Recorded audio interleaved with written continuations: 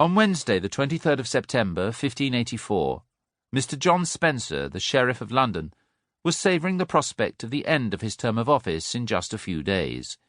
New sheriffs, both for London and the adjacent county of Middlesex, had already been elected, and will be sworn in at the Guildhall by the mayor on Michaelmas Eve.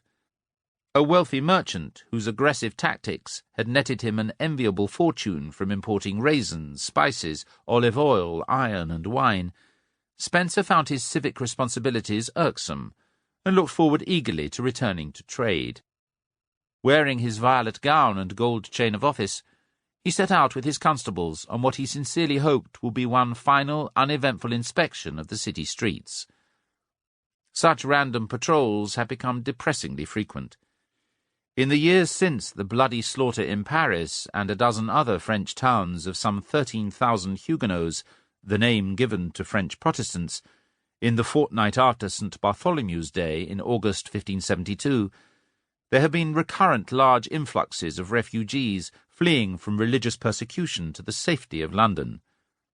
Immigrant communities, chiefly French and Flemish, but also German and Italian, were by now firmly entrenched, creating severe tensions with the local population, especially those in the clothing trade, as immigrant workers routinely flouted the rules laid down by the craft guilds.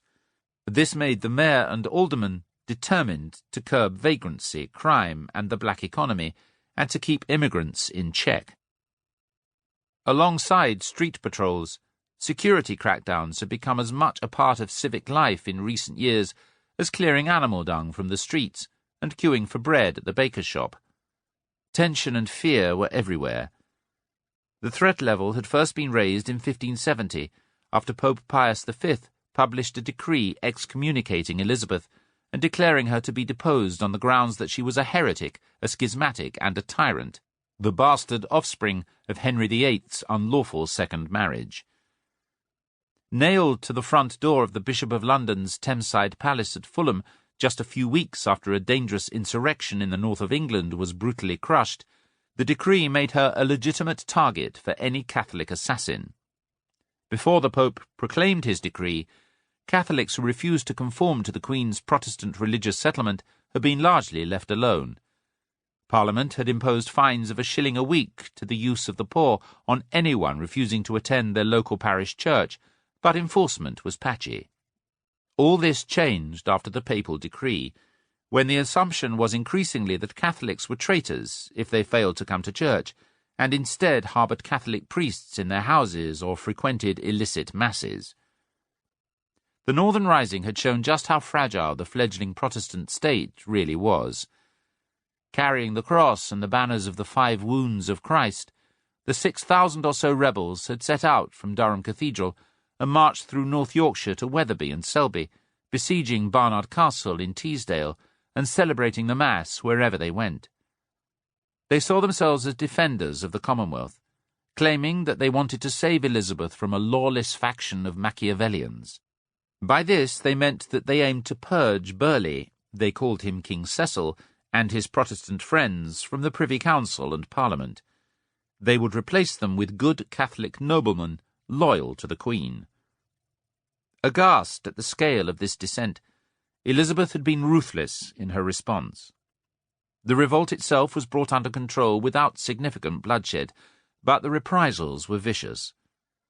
Mistrustful of her military leaders lest they show undue mercy, she turned to someone closely bound to her by family ties. Her aunt, Mary Boleyn, had married William Carey, and it was their son, Henry, Elizabeth's first cousin. She called him my Harry, and had raised him to the peerage as Lord Hunsdon within days of her accession, whom she chose. Hunsdon sent 600 or more rebels to the gallows, leaving their bodies rotting there for terror. 60 more, mostly the younger sons of wealthy gentry families, escaped over the frontier into Scotland before fleeing abroad, mainly to Paris or Rome.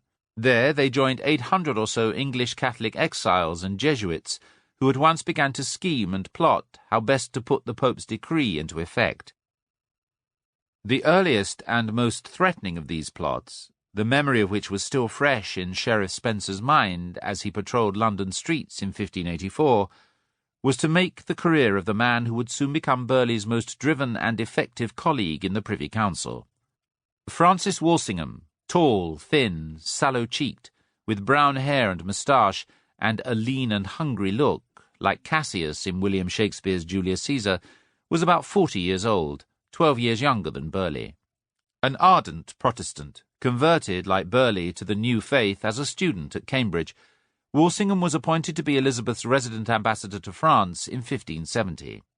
2 years earlier, in his first letter to Burghley, he had set out his political creed, warning the chief minister of the malice of this present time, before urging that there is less danger in fearing too much than too little, and there is nothing more dangerous than security, by which, of course, he meant the lack of security.